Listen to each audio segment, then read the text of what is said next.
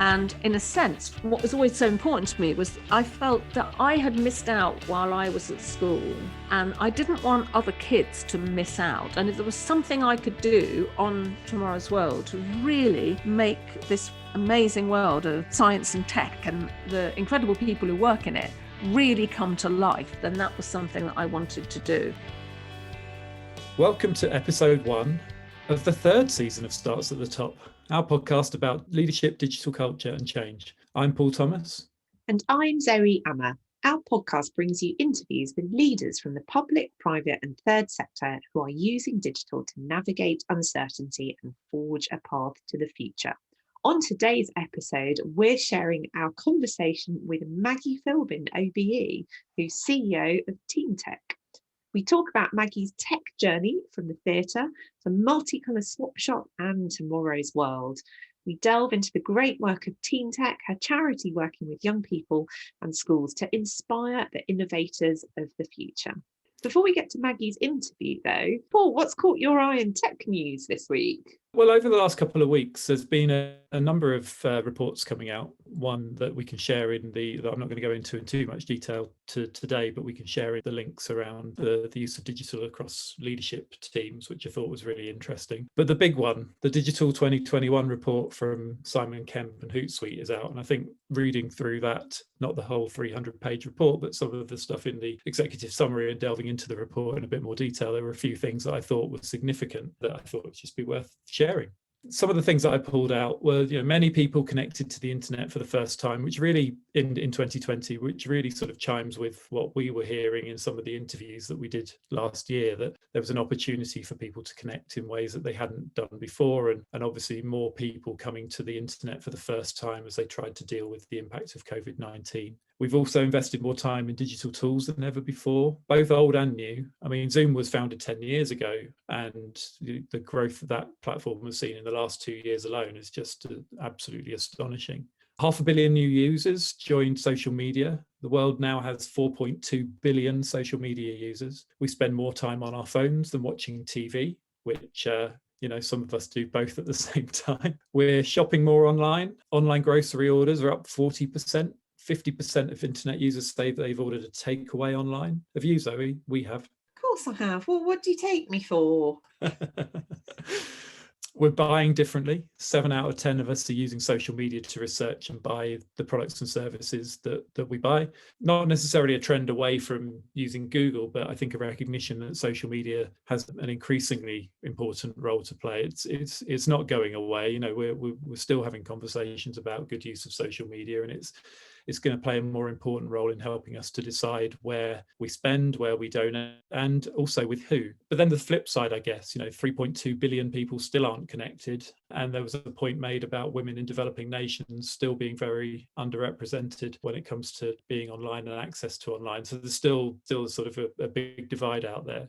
I just thought it was worth pointing out or thinking about what we can learn from that. And I think the social media is still vitally important to organisations. It will be interesting to see how we balance that importance with also the growing sense of unease and I think divisiveness that we've seen in some of the channels, particularly in Twitter over, well, even recent days, but recent weeks and months. So no, it's an important part of the calendar, that report, and I think it's seen some significant growth because of what's happened with COVID-19. So we'll point to the report in the show notes. Sounds like a great resource, and certainly with We Are Social, I'm always signposting organisations to them because I think it's such a great resource, and they do these weekly bite-sized mailings as well where they look at certain key issues which are also really useful.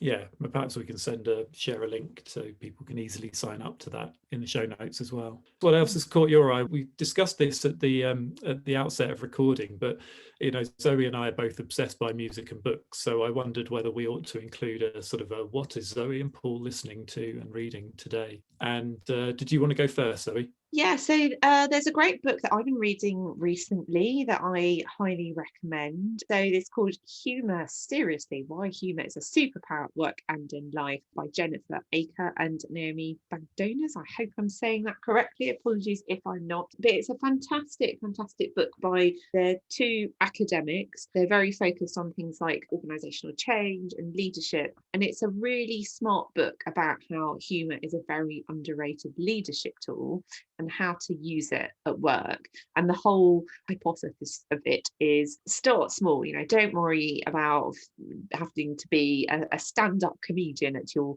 weekly team meeting.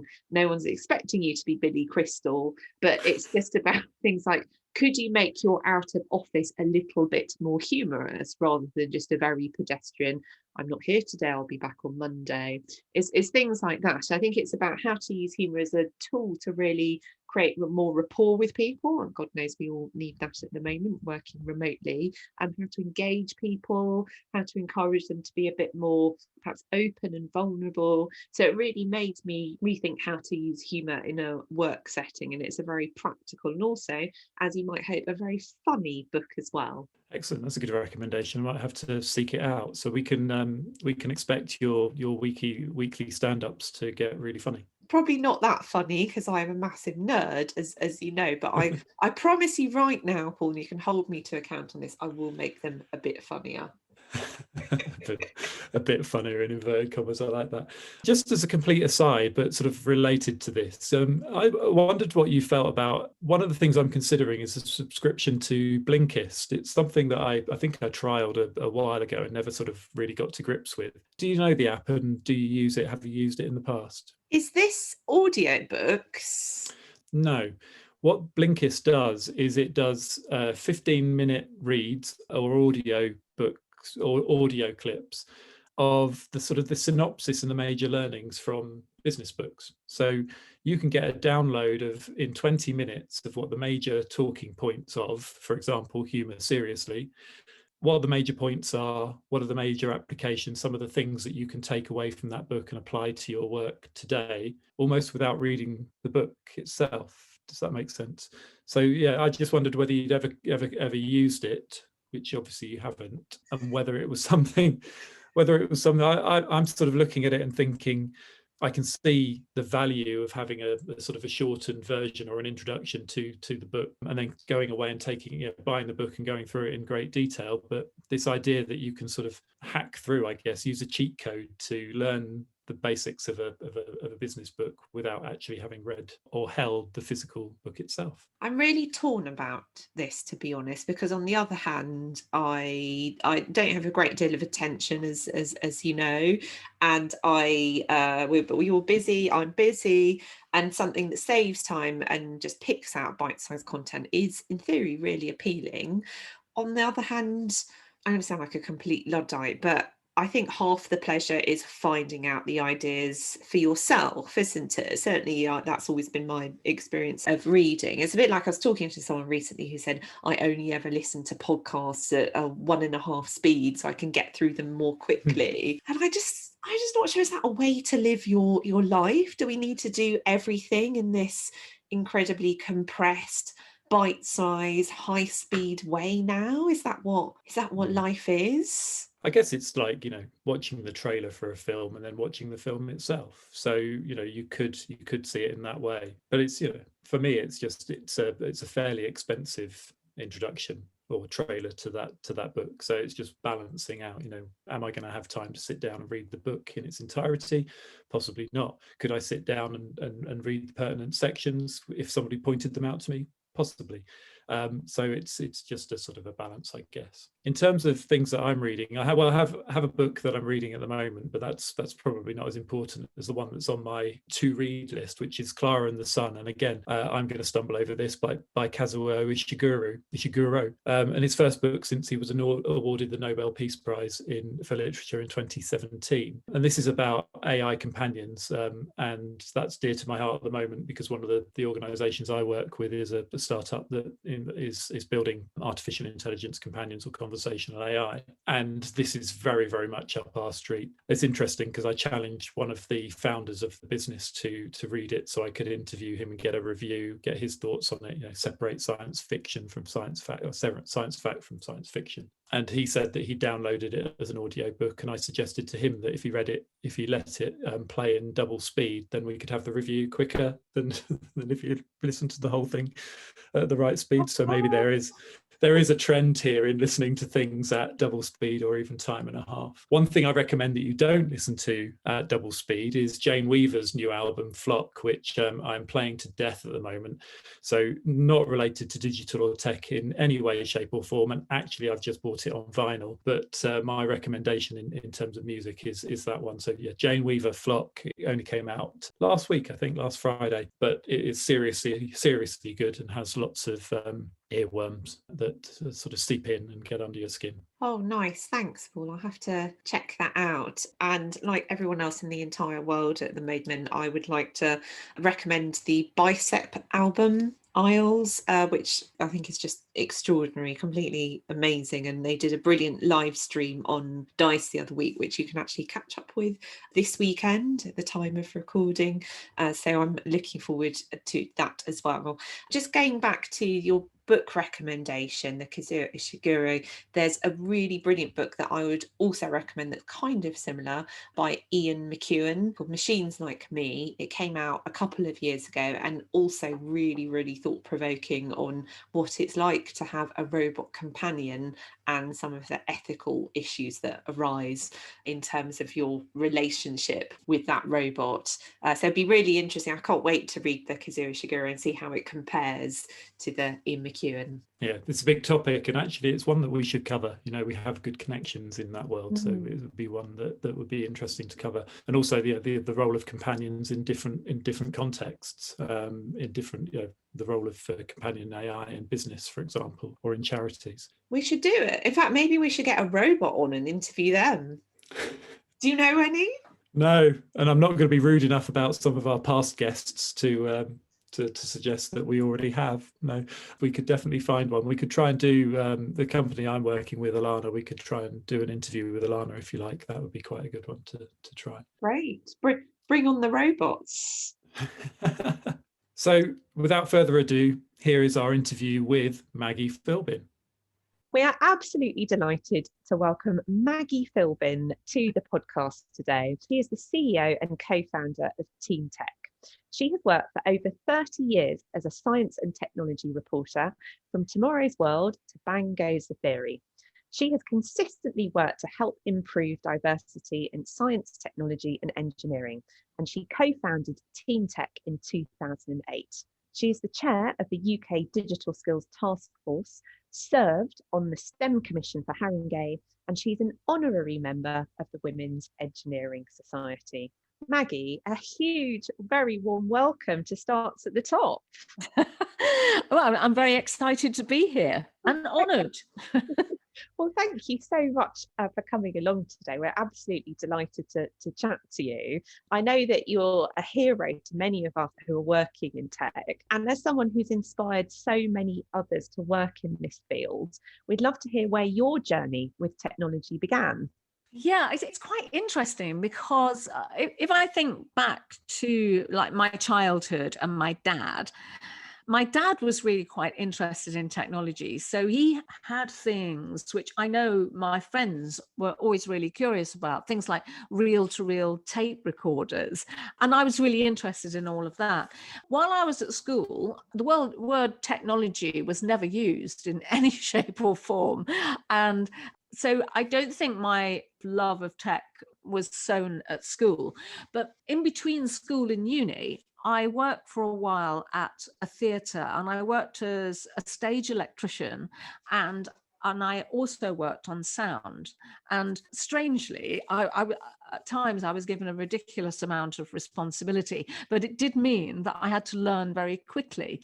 And I really enjoyed it. I didn't connect what I was doing there. I mean, because for me, it was like earning a bit of money before I went to university, and I was going to do a drama and English degree. So I think I was harboring thoughts of, well, maybe one day I will be on the stage, or maybe I will be a producer. But I did really enjoy working with tech.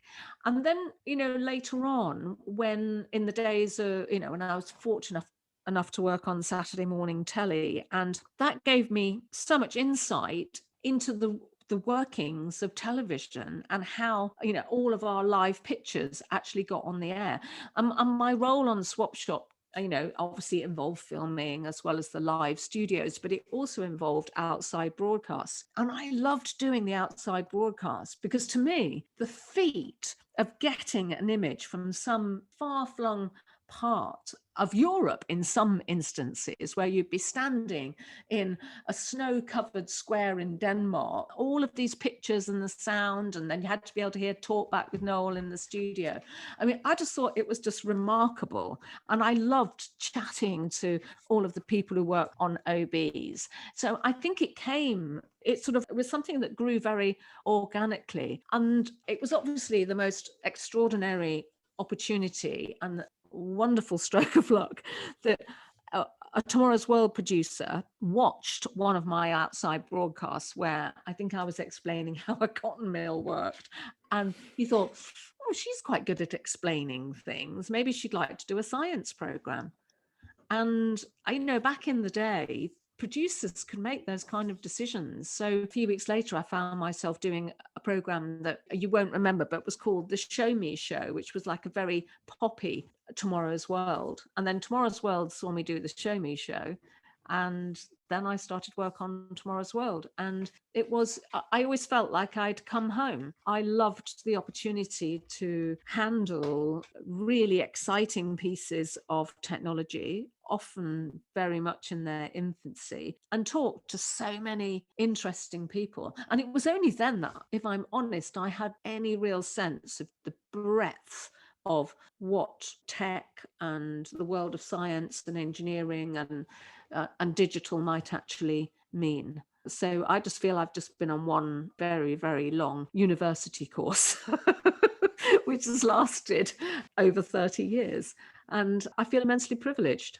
So such an amazing career and so much learning and change over that time as well. Obviously, Tomorrow's World was such an absolutely iconic programme and absolutely revolutionary. Did you know you were making something revolutionary at the time? Did it feel like that? It did feel very special in that at the time, the level of commitment by the reporters, the producers, was total to that programme. We loved doing it and we really appreciated what a wonderful working environment it actually was.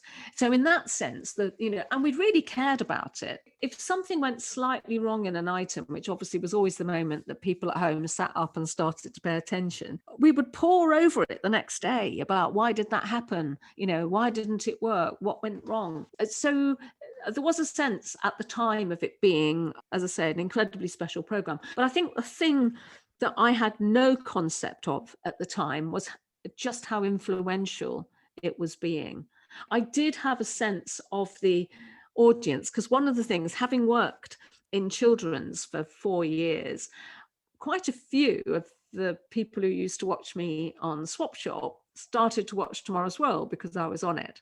And so I used to get lots of what I used to call the wobbly handwriting letters, which were an absolute delight, and many of which are up in my downstairs loo. So I did have a sense that that young audience was there, but I didn't know that so many of them would ultimately work in science and tech because of Tomorrow's World, because the format of the programme, where it was just such a wonderful mix. You knew that if something you were watching on the show was a bit dull, that we'd soon get through that bit and there'd be something that you were interested in. The diversity, I think, of the programme was very attractive. And also the scheduling of the programme, that so many people watched Tomorrow's World because really they were waiting for Top of the Pops to come on. And so that was actually really quite helpful because obviously it drove our figures up, but also it meant that perhaps people who would not normally have watched Tomorrow's World, had it been on a Wednesday night, did watch it. And then they thought, actually, maybe I'll watch this again. I quite enjoyed seeing that item about hands-free mobile, or whatever it was. It was incredibly influential, and I had no sense at the time. I certainly didn't think about myself as a role model in any shape or form. But so many people have said, well, the reason I'm working in tech, or Dame Wendy Hall, who I've got massively in awe of, she said, I'm working in this field because of you. And I said, "Oh, why?" And she said, well, because I watched Tomorrow's World, and you always look so normal, and you wore the kind of clothes I wanted to wear, which incidentally I was often told off about by the Tomorrow's World editor, because he didn't always approve of them. But yeah, so that is so amazing to hear. I'd forgotten it was on a Thursday, and I'd forgotten about Top of the Pops, but absolutely guilty as charged. I would sit there and watch that and then go into Top of the Pops. But the other thing that I was just thinking about, and thinking about the work you do now, is invariably I'd be sat there with my mum and dad. It was total that hour or 2 hours sat in front of the TV watching scheduled television. It's just something that's completely and utterly disappeared from our lives. Yeah, and that shared experience, because it would mean that, say you were interested in something, or you'd seen something, and that made you then think, oh, maybe I'd like, maybe I'll look into being a nuclear physicist, or whatever it was. That your parents might have seen that as well and might be supportive. They'd seen it at the same time, and that's something which now is actually quite hard, because some of the work I do with teenagers and young people is you can say, right, there are all these opportunities in, for instance, game design, and their parents might be oblivious to this, going, no, you're not messing around with that computer and those games again. Think about accountancy.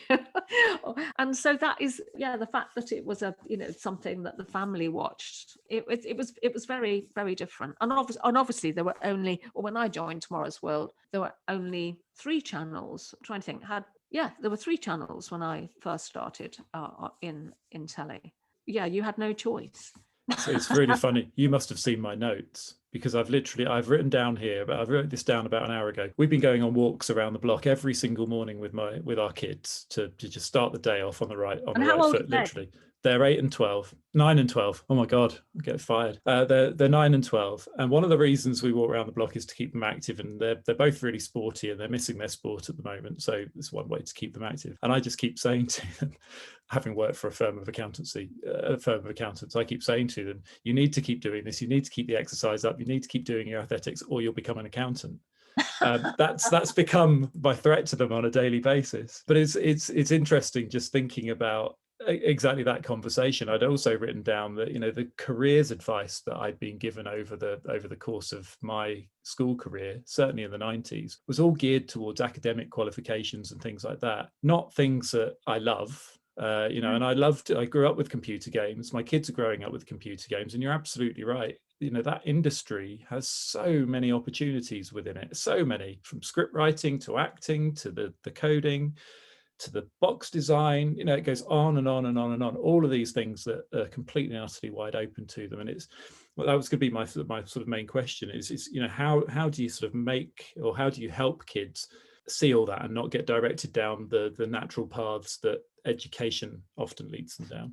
I mean, obviously everyone has their own views on this, but we always start where the young people are. And it doesn't matter whether they're interested in football or game design or animals or whatever it is they're interested in. That's where we start. And then you build on that, because if a child or a teenager is interested in something, they're always going to be more willing to invest a bit of time with you if it's something they actually care about. So we kind of flip it slightly. And in terms of how do you stop them being kind of marshaled down a route which may feel very familiar to their teachers or to their parents, that can be much harder. But it is around, what we've always done at TeenTech is we've worked with what looks like a relatively small cohort of young people, but in a very focused way.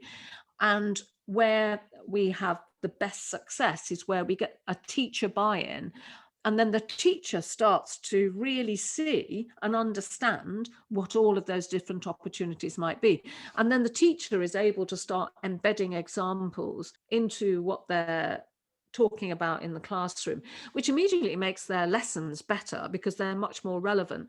And they're relevant not only because they are pointing towards emerging and existing careers, as opposed to careers that may have been thriving 10 years ago, that they also feel much more relevant to young people, and so they have a more of a resonance, so that the teaching ultimately can be more compelling and more successful. But it is really difficult, and and I'm speaking now from a personal point of view. I feel a lot of the curriculum is outdated, and a lot of the approach is really outdated, and it is fulfilling a function that might have worked 20 years ago. And if it was delivering for the majority of young people in terms of really helping them feel confident in themselves about their own future, then you would go, fair enough. But I don't believe it is doing that. So, one of the things, what we've, tried to do with TeenTech is, we don't ape the curriculum. We provide things which we feel are of genuine benefit to those young people, whether they are 8 years old or whether they're 18 years old. And we do it in a way that we feel is engaging and fun and will really help them understand their own potential, which is a slightly different approach. So we're not saying, right, if you do this, you will get an A, as it was, or whatever it is. Is it a 9? I get confused about how the GCSEs are marked. But following this may not get you top marks in your exams, but it might make you far more employable when you leave school or you leave university. So it makes us sound slightly subversive, but that's the boat I'm rowing. Is I want to do things that really genuinely help young people. Because particularly at the moment, there's this narrative of, you've fallen behind, you're missing out, you won't be able to take your exams, and all of this. And I think we certainly don't want to add to all of that stress. We want to take some of that stress away and help them perhaps look at things slightly differently and build on their interests. This is so interesting, Maggie, because in a previous episode of the podcast, Paul and I were talking about exactly this theme with an academic who's trying to do something very different and very disruptive in academia. Because like you, he also has some frustrations about where the education system is at today and whether it's truly preparing young people for the tech skills they need when they enter the workforce. And I have to say that from my perspective and Paul's perspective, so my children are a similar-ish age to Paul, so mine are 8 and 10. It feels like there's a big gap between where schools are at with technology at the moment, particularly in terms of the curriculum, and also looking at some of the remote learning as well, and where all of our children will need to be in the future with careers in robotics and AI, and goodness knows what will be happening in gaming by then. So I wanted to ask you, what kind of tech skills do you think that the young people of today are going to need when they enter the workforce? Well, you're not going to believe this, but as I speak, some of the TeenTech team at the moment, we're just about to start a whole new raft of live sessions, and one of the new ones is on aspects of robotics. So they're actually in discussion as I speak with some experts at Cardiff University about what that will actually involve. To answer your question, I feel that in terms of the way that students learn, you can break it down into two sets of things. That there are skills, so learning how to code, robotics, maths, etc. So, and these are skills which can be learned, and actually they can be learned in a relatively quick amount of time. Now, I'm not saying you can become an absolute, professor of robotics in 6 weeks. I'm not saying that, but I'm saying that, these are skills which can be learned. But in, the world that we're living in, there are certain qualities that are really helpful for young people to have. And these qualities take years to learn. You can't just swan into a classroom or do an online session and go, right, we want you all to be bold, creative thinkers. We want you to be independent thinkers, and we want you to be able to work in teams, and we want you to feel, really resilient, so that when things don't go quite right the first time, you've got like the staying power to keep at it. Those things take years. And unfortunately, I don't feel that the way education is structured always enables students to develop those skills. The reason being is they're very hard to examine. How do you examine a kid and say, right, let's just grade you for your bold thinking? That's quite hard. How do we grade you for your teamwork? And because it can't be easily measured, it gets kind of kicked into the long grass as somehow this nice, they're often referred to as soft skills. But these are fundamental qualities, and these are the things that get you hired into a company. And these are the things that help you become successful, particularly at a time like now, when nobody knows what jobs are going to be around in a year's time, let alone in 5 years' time or in 10 years' time. So it's giving students just that little bit of room. I often feel they need a bit of room to breathe, then actually. They need a bit of room to breathe and a bit of room to be happy and understand their different strengths, and the fact that you don't have to be good at everything. Because I think sometimes our systems kind of dent that into you, don't they? I was going to say, I think one of the things that I recognise certainly as somebody that recruited people I worked for a big accountancy firm and I recruited people in, so I had a look at lots of CVs. And when it comes to young people who are going into first jobs or looking for that opportunity for a first job, a lot of the CVs were very much based around the academic qualifications, whereas what we're looking for in a corporate world might be leadership qualities or those sorts of things. And I'd have people saying to me, well, I can't do a LinkedIn profile. I don't have a very good CV because I've done nothing. And I'd think, well, hold on a minute. Let's just think. Were you captain of the football team? Were you, in the rowing team? Have you been in situations where you've led teamwork? I'd look for people that had skills, particularly in a field where I was working at the time, with sort of community management, social media management, that sort of thing. People that had shown or could demonstrate that they'd created something, that they'd brought people together, that they'd hosted meetings or whatever it might be. And those are the sorts of skills that you're absolutely right. They're not marked, and they certainly don't come through, because I don't think that the business world is doing a good enough job of telling young people what they actually need. Because I think young people still look at the business world that they might move into and think academic qualifications, and certainly parents would do, academic qualifications will get you to where you need. It's not right. A lot of the organizations that, and I've worked for them in the past, a lot of other organizations are very similar. Academic qualifications are dropping further and further down the list of things that they are looking for. They are literally going out and recruiting people based on the fact that they don't have academic qualifications. Yeah. So really interesting that these two worlds collide, and that educators, employers, and people like you running organizations like TeenTech can bring those people together to have that conversation, to say this just needs to change because we're all looking at the wrong qualities in different orders and it's confusing. Yeah, I mean, I really would stick my neck out and say that some of this comes from a top-down approach, because I think teachers and schools completely understand this, and they want to be able to really teach and to support learning. That's why they've become teachers, and they have endless I have so much respect for the work that they are willing and prepared to do with young people who may, for whatever reason, be challenged in different ways. And it's awful to hear their frustration at the fact that sometimes the system doesn't support them to do that. And my sort of theory is that one of the problems is that a lot of people suggesting the way education ought to be have had the benefit of going to schools which maybe are private schools or leading grammar schools, where yes, you do the academic stuff, but you also have this wealth of other extracurricular activities and people being brought into the school who really are inspiring, because the school has an extraordinary alumni network. So you're colliding with lots of interesting minds. And they forget about that aspect of their school. And they focus on, when I was at school, and it's jolly good that we, really go into the minutiae of grammar. And that's something that so many parents have discovered over lockdown when they've been going, what? My daughter's 9 and she's being asked about, I don't know, adverbial subjunctives or whatever they were.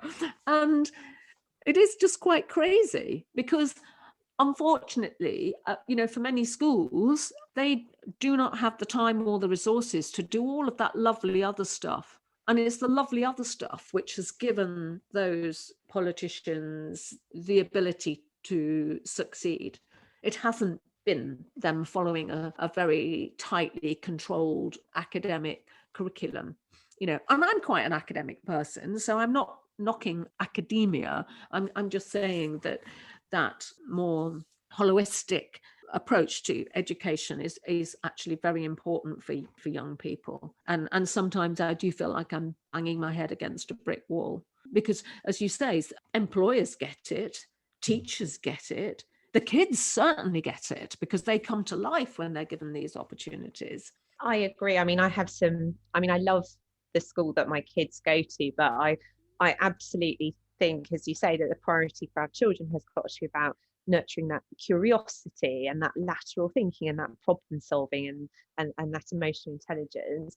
And it's so important how they learn as much as what they learn and what they get exposed to outside the classroom. So I completely support what you've said. Tell us then about TeenTech. So you've touched a bit on TeenTech, but tell us more about how you do it and also what's changed about how you work during the pandemic. Yeah, well, TeenTech came into existence in 2008, and there were 3, I suppose, drivers behind it happening. The first one was I'd gone to an innovation conference, which was amazing in the Thames Valley. Extraordinary things being shared. And I thought, you know what, this is great, but young people ought to have access to all of this because this is so exciting. And then I was asked to do a conference. I often get asked to do sort of keynotes on why don't we have more women in engineering, et cetera, et cetera. And this was another of those. And I said, I really am fed up with the sound of my own voice. Why don't we actually go talk to some kids about this? And I think it would be interesting to get their take on it. So we went and made some short films with a school who were incredibly cooperative because I asked them, please don't prime the students. We want genuine answers from them, and we're not going to make the students or the school look stupid, but there's no value in this unless they're actually honest. And these little films were really moving. You could see all of that curiosity and enthusiasm for tech on the one hand, and then when you talk to them about the way, I'm going to say this is 2008, science and tech was being taught in their schools, their little shoulders coming down. No, well, there was an absolute disconnect. And so TeenTech was, the driver behind it was, right, well, let's just connect these worlds. Let's do something which really brings the students absolutely into contact with all of these exciting people. And my own daughter, she was at school at the time and had absolutely no interest in tech whatsoever. And so I could see with Rose that whatever is happening within the whole school curriculum, I could see firsthand that it wasn't working. So so all of those things happened at the same time. And I would say there's a lovely bloke, Chris Dodson, who at then he headed up the IOD in the South. And he was brilliant because he sort of said, well, do it then. And without Chris going, well, do it then, I don't think I would have done it. I would have just done the what we ought to do thing. And so I thought, okay, let's do it. So we ran an event which we thought was going to be a one-off, and then TeenTech developed legs of its own, which was just wonderful. And now we work with sort of face-to-face in normal circumstances about 12,000 young people a year, and then many thousands virtually. And it's been, I feel, possibly the most important thing I've ever done. I would rate it higher than working on things like Tomorrow's World, because I think there are so many young people with so much potential sitting in classrooms, sometimes being branded as disruptive or disinterested, and they've just got so much to give. And just helping those young people understand that, I think it's a great thing to do. And obviously I don't do it on my own. I've got a lovely team, and then about 3,000 volunteers and lots of lovely partners and sponsors who work with us to make it all happen. And in a funny kind of way, COVID, it meant that we had to pivot very quickly back in March 2020 to a completely virtual delivery. But this accelerated something that had always been on the any other business item of our meetings, where we were running so fast on our hamster wheel of all of these live events in schools and company sites and festivals. And we'd always said, we ought to have, TeenTech TV. We should be doing this. And it was like, yeah, well, let's talk about that next time. And so that's what we're doing now. And it's been terrific. We were very fortunate because in our TeenTech team, we have a number of national broadcasters for science and tech. And so we had that interesting dynamic that obviously they're used to doing stuff through a screen and bringing things to life and understanding what's interesting and how long something should go on for when you're doing it in a on-screen format. But they also had the massive advantage of having worked with TeenTech with our real world delivery. And because we focus on students who in areas of the country where they may be disadvantaged for one reason or another, they had worked with those children, so they understood that this isn't about students being all pert and paying attention and ready to go. These about, right, well, impress me. Say what you've got to say. They understood how to engage with those young people, and I think that has been massively helpful. And so we've developed the offer. This month we will hit our 100th live session since then. Wow. Yeah, it's been great fun. It's brilliant. It's like running your own telly channel. We've heard that from so many different organizations, a variation on that this has just accelerated something that was sort of sitting there in the background. And certainly, Zoe and I both work in sort of nominally in digital transformation, whatever that means, cultural change, helping organizations look at the world around them and figure out how they ought to be operating. And it's just one of those things that went around as a meme immediately after COVID-19 broke, that digital transformation has just happened. It wasn't your IT director that did it. It wasn't the CEO that did it. It was COVID-19. It's a virus. Yes. Yeah, exactly. It was a virus, and I think I reacted to it in a way that, well, if they think that's digital transformation, then they definitely need our help.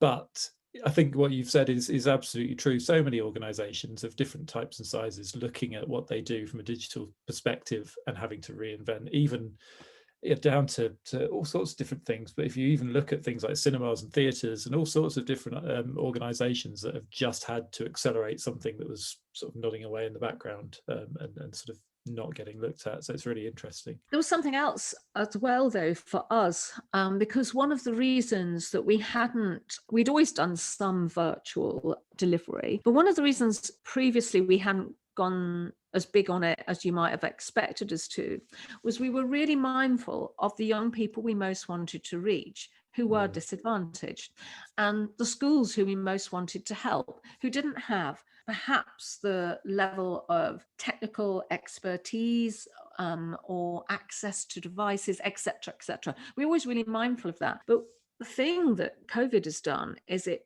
pitched even the most reluctant school into having to do it. And so that meant it was both push me, pull you kind of thing, because the schools were like, what do we do? And we were able to go, well, look, we can help you do it. We're still working with schools on what is their first live virtual delivery to their students, which is almost unbelievable when we're nearly a year into all of this.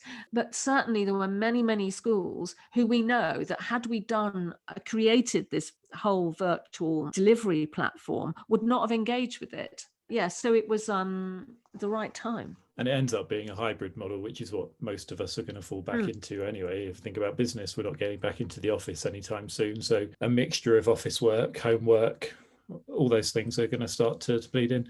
Is there, I know this is probably a really unfair question to ask, but is there one big success that you could sort of outline for us from that programme? Someone or a school that have just hit the stratosphere? There are a number, but, and just I might change a couple of details so that it's not completely recognisable, if you see what I mean. Yes.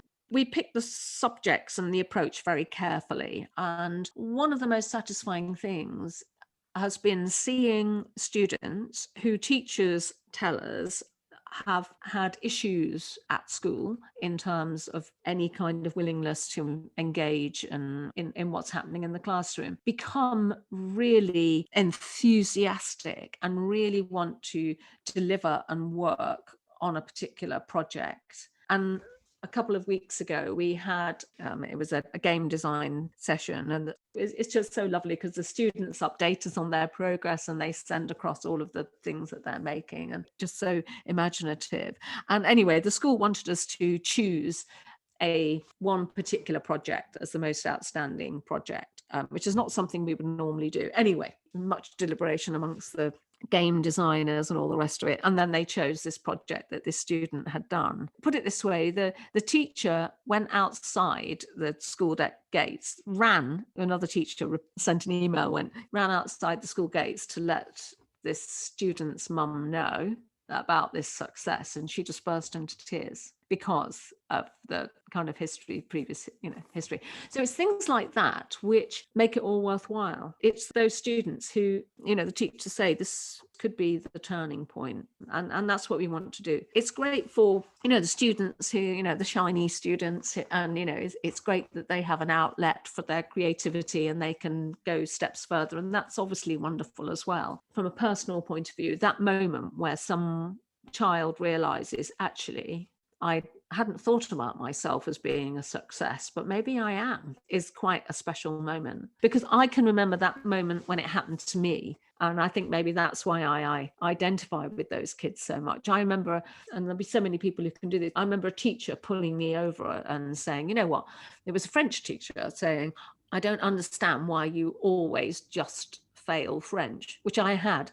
I was nothing if not consistent. I had just failed French right the way through secondary school. She said, there's no reason why you should be doing this, because you can do it. And I thought, oh, well, she thinks I can do it. And to cut a long story short, I went on and did A-level French, got a grade A in it, because someone believed in me. Someone believed I could do it. So I'm very much on the side of the kids who, for whatever reason, have either always been told they're not going to amount to very much, or believe that, or can't see anything in the way that school measures success that is relevant to them.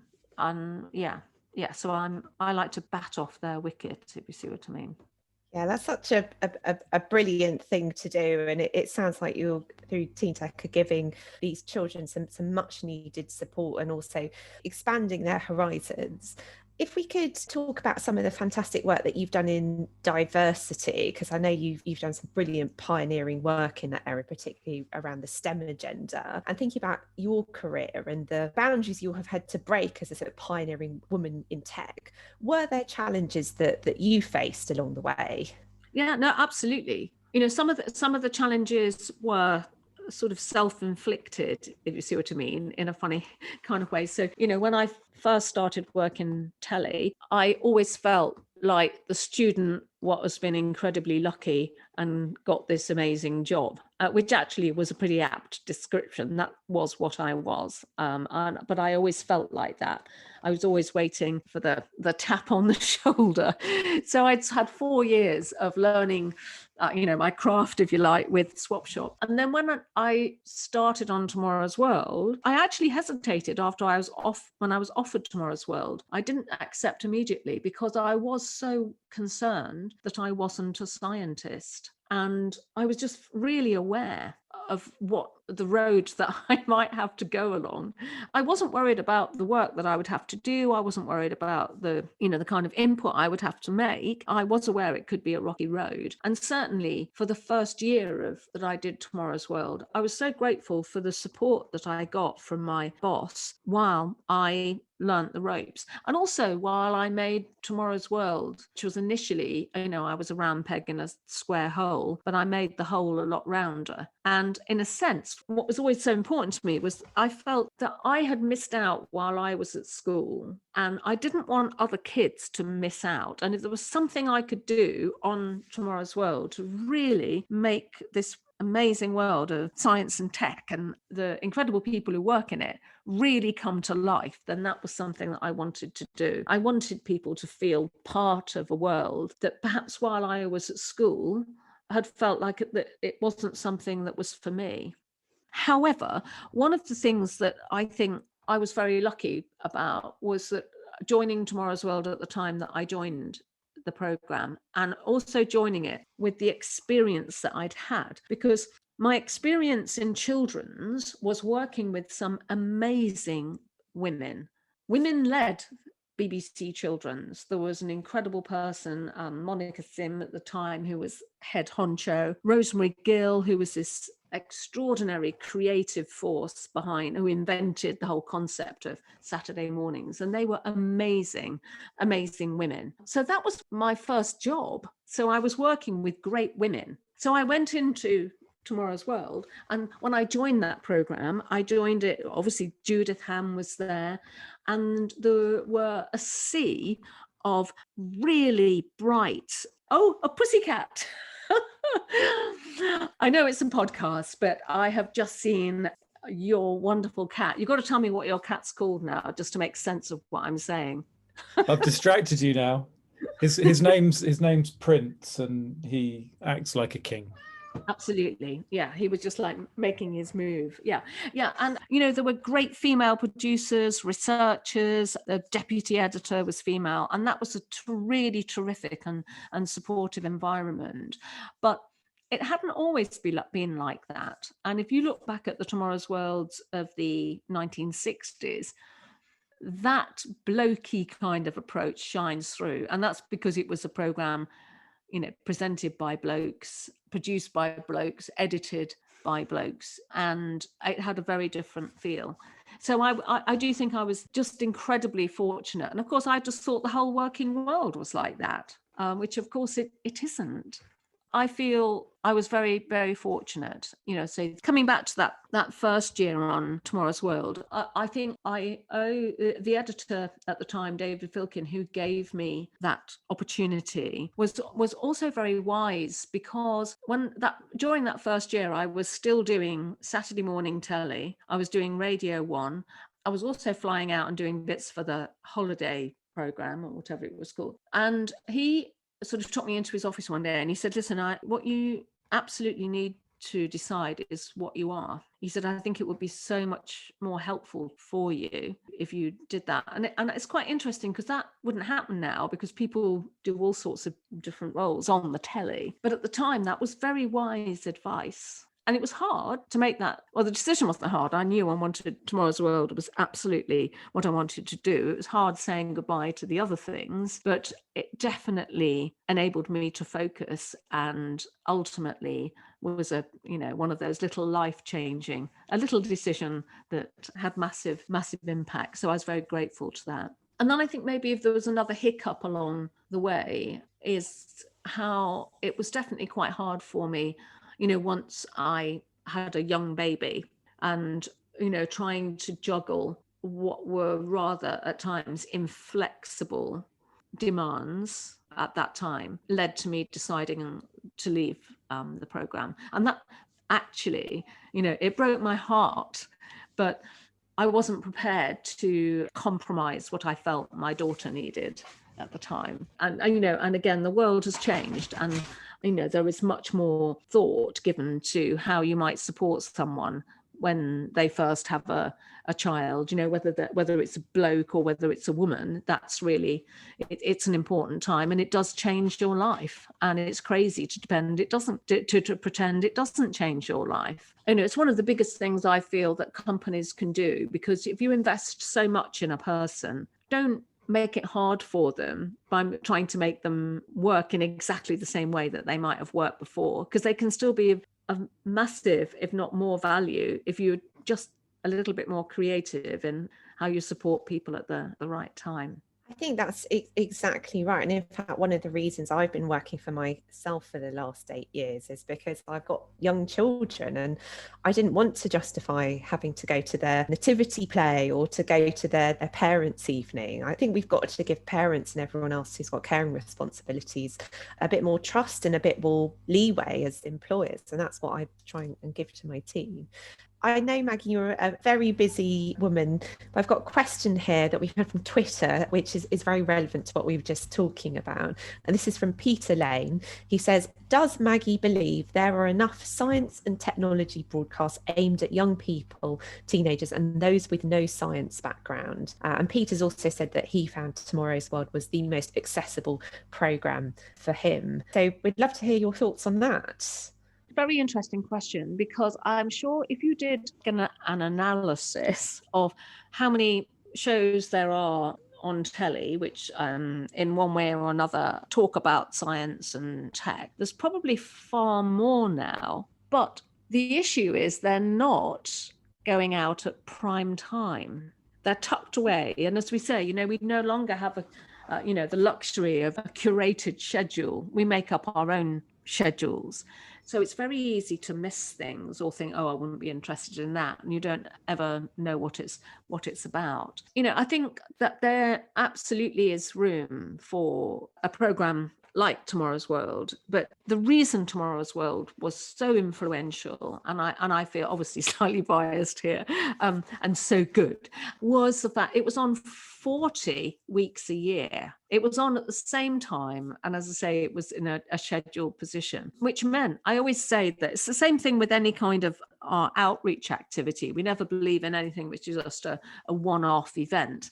We always have a whole series of things for students to go forward with, which lasts years in some cases. And that was the same with Tomorrow's World. It was always there. It wasn't just a one-off program. And I mean, don't get me wrong, I love doing Bang Goes the Theory, but that was a series of 8 programs, often broken up by, it was a bank holiday or a football match or whatever, the show then waited another two weeks. So that isn't going to have anywhere near the same kind of impact or be able to build an audience. And I think it's never been more important to have a program which helps families and young people understand, because obviously it's not just about potential careers in tech, though that's important because every career will involve digital, as we know. But it's also because if you have some understanding of science or critical thinking, so much of the nonsense that we're experiencing at the moment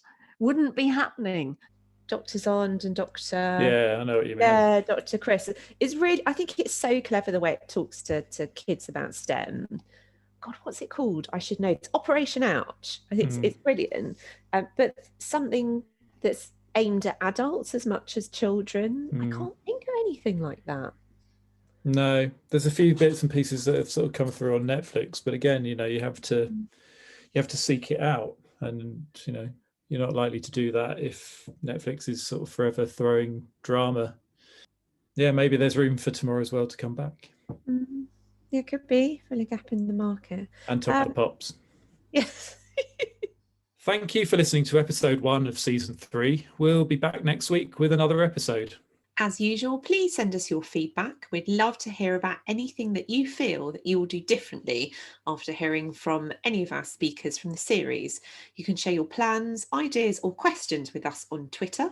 We're at startsatTheTop1, that's startsatTheTop1, and you can email us at startsatthetoppodcast@gmail.com. And with the news today that UK businesses have been caught buying 5-star Google reviews, please leave us your 5-star review if your podcast app allows it. Thank you to all our listeners, and we'll speak to you soon. Speak to you soon.